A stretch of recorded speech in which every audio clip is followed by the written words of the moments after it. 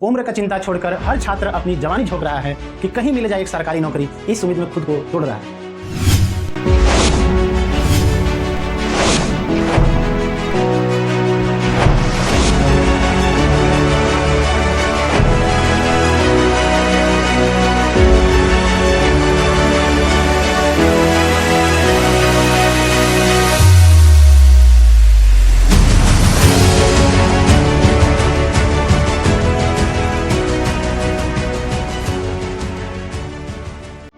नमस्कार, आपका स्वागत है इंडिया थिंग्स पर।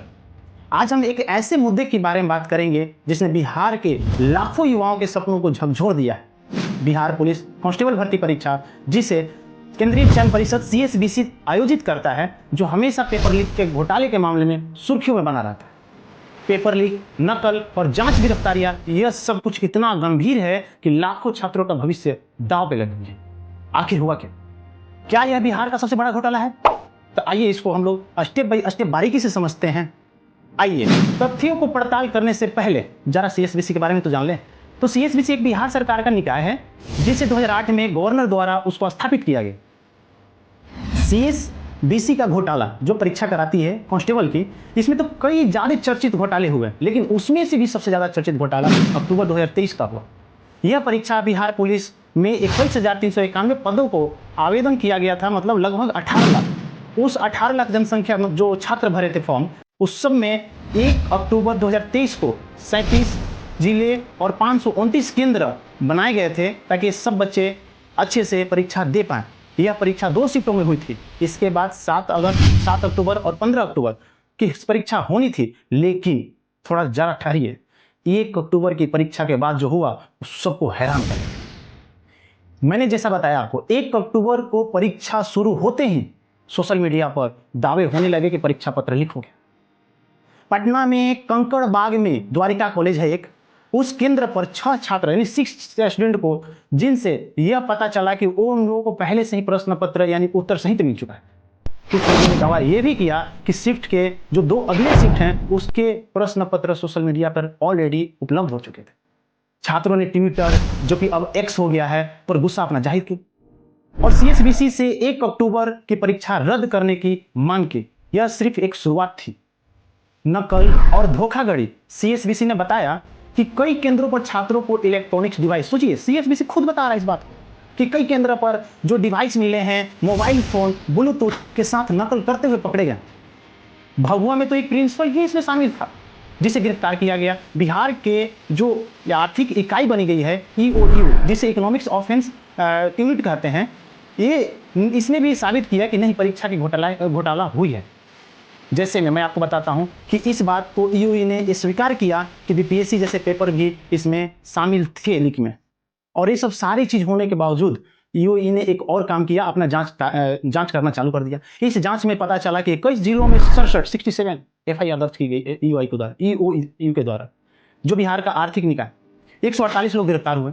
बाद में EOU और गिरफ्तारी किए गए सभी लोग, जिनमें से कुख्यात संजीव मुखिया का गैंग, आप इनके नाम से परिचित होंगे। अगर आप छात्र हैं बिहार के घोटालाओं से आप बहुत परेशान हैं, तो आपको इस बात का ख्याल होगा कि संजीव मुखिया का नाम बार बार आ रहा है। वही संजीव मुखिया, आप सही पकड़े, बिल्कुल सही, जो नीट और BPSC से पेपर लीक में बहुत पहले भी शामिल हो चुके हैं। और पता नहीं आज भी आप जो एग्जाम देने जा रहे हैं, वो भी संजीव मुखिया द्वारा या बहुत सारे ऐसे लोगों द्वारा किया जा रहा है या नहीं किया जा रहा है, ये मैं नहीं कहूँगा, लेकिन आप इसमें कमेंट करके जरूर बताएं कि क्या सही हो रहा है कि नहीं। तो संजीव मुखिया का नाम इसमें शामिल आया है। जैसे में अगर बात करेंगे परीक्षा रद्द और CSBC की प्रतिक्रिया, 3 अक्टूबर 2023 को CSBC ने 1 अक्टूबर की दोनों शिफ्ट की परीक्षाएं को रद्द कर दी। साथ ही उसने 7 और 15 अक्टूबर की होने वाली दोनों परीक्षाएं को स्थगित कर दी कि अगले सूचना तक आपको बताया जाएगा। CSBC के चेयरमैन उस समय RK महाजन, अभी भी RK महाजन ही हैं, उन्होंने कहा कि पेपर लीक की जांच के लिए एक कमेटी हम बैठाएंगे कि क्या पेपर लीक हुई है या नहीं हुई है। इसके लिए साइबर सेल गहराई से पड़ताल करेगी, फिर मैं आप इसका रिपोर्ट को दूंगा।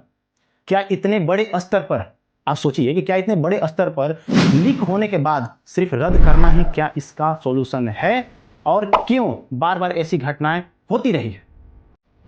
अभी मैं आपको एक और बहुत बड़ी नॉलेज दे रहा हूं इसके बारे में, आपकी दिमाग एकदम घूम जाएगा।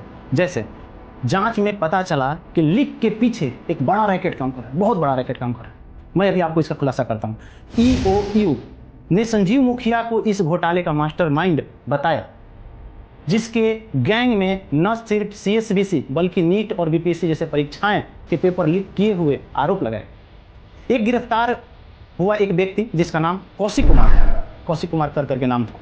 उसकी एक अपनी कंपनी है कॉल्टेक्स मल्टी वेंचर प्राइवेट लिमिटेड।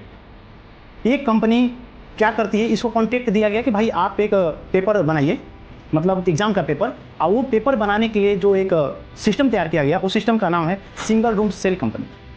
आपको आश्चर्य होगा इस बात को जानकर कि सिंगल रूम सेल कंपनी जो है ये ऐसी कंपनी या संस्था है, मतलब इस ऐसी कंपनी या संस्था कहा जाता है जिसका पूरा ऑफिस या मुख्यालय केवल एक कमरे तक सीमित। आश्चर्य लगता है इस सब बातों को समझकर कि क्या कोई पेपर एक कमरे में ही छप रहा है और वही पेपर सोशल मीडिया पर जाती है और वो पेपर सोशल मीडिया पर आकर बच्चों के जीवन भविष्य को पूरी तरह से तहस नहस। और हैरानी की बात है कि इस कंपनी के डायरेक्टर था कौन, तो कौशिक की पत्नी। जांच में यह भी पता चलता है कि कौशिक पहले उत्तर प्रदेश और अरुणाचल प्रदेश जैसे भर्तियों में जो परीक्षाएं की भर्तियां होती है डेमोक्रेटिक, वहां भी पेपर लीक के मामले में इन पे दर्ज हुई है केसें और परीक्षाओं में एक पेपर लीक के मामले में शामिल हुए। छात्रों का गुस्सा आप जो गुस्साते हैं या छात्र बहुत ज़्यादा आंदोलन करते हैं, ये तो बहुत कम है इस मामले में। लाखों छात्रों ने सोशल मीडिया पर अपनी निराशा जाहिर की। एक छात्र ने सीएसबीसी के डायरेक्टर के इस्तीफा का भी मांग की। ऐसे बहुत सारे छात्र होते हैं जो आंदोलन में इस्तीफा मांग करते हैं। एक छात्र ने ट्विटर पर लिखा, जो एक्स पर लिखा, पेपर लीक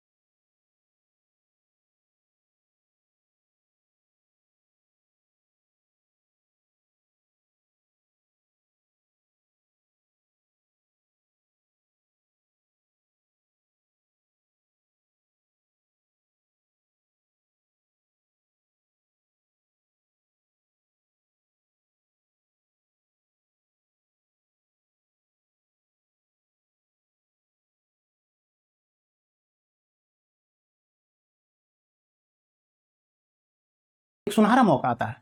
21,291 पदों के लिए 18 लाख से ज्यादा आवेदन हुए, लेकिन इस घोटाले ने न सिर्फ छात्रों का भरोसा को तोड़ा बल्कि बिहार की पूरी भर्ती प्रक्रिया पर सवाल खड़ा कर दिया। आप सोच के देखिए, हमें और सख्त निगरानी की जरूरत है, पारदर्शिता और ऐसी व्यवस्था चाहिए जो छात्रों के हित के पहले रखा जाए और उनकी परीक्षाओं को निष्पक्ष कराया जाए। 2024 में दोबारा परीक्षा हुई, लेकिन क्या यह भरोसा बहाल करने लायक थी? जवाब आप जानते हैं, हाँ या ना। दोस्तों, और एक सवाल है आपसे, अगर ऐसी महत्वपूर्ण भर्ती परीक्षा निष्पक्ष नहीं करवाया जा सकता तो हमारे युवाओं का भविष्य का क्या? दोस्तों, यह एक अलार्म है।